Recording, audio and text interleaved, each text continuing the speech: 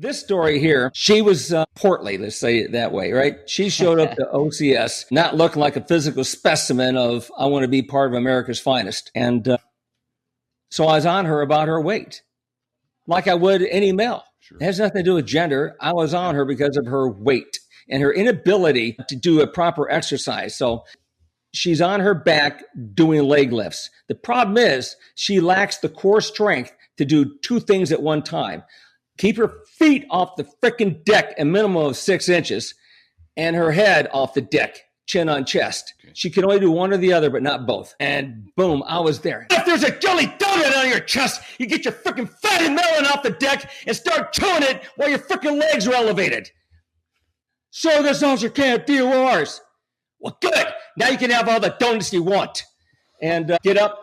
I says, get up, go to your room.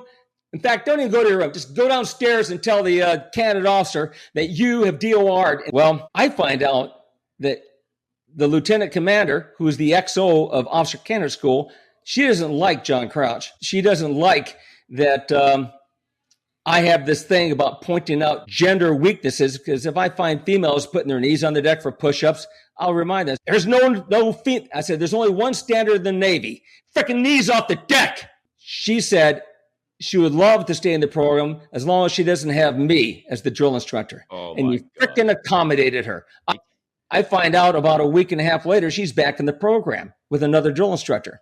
Fast forward, my commanding officer just returns from a cross country, which is, you left South Carolina and he went across the country. In this case, he went to Pensacola, Florida. Was sitting there enjoying his lunch and seeing the table next to him with about 8 to 10 newly commissioned ensigns, and they were telling stories. I'm listening to this table of war stories being told about their officer candidate days, and they start telling stories about you. And one in particular is about this female who happens to be at the table, and about how if there's a jelly donut and whatnot, the jelly donut story. She became a captain in the Navy, and she's done incredible things to save lives for Navy SEALs who are out there, because she's part of that intel community, cyber warfare community, communications support for the SEAL teams. And she's done a lot of great things in the Navy, and she's been very, very successful. I says, well, the only thing she wasn't successful at was getting her freaking fat head off the deck and her legs at the same time. But well, shit hot. Well, I'm glad she's done good, though. Yes, I'm glad that she turned out to be a good asset to the Navy and to the Marine Corps.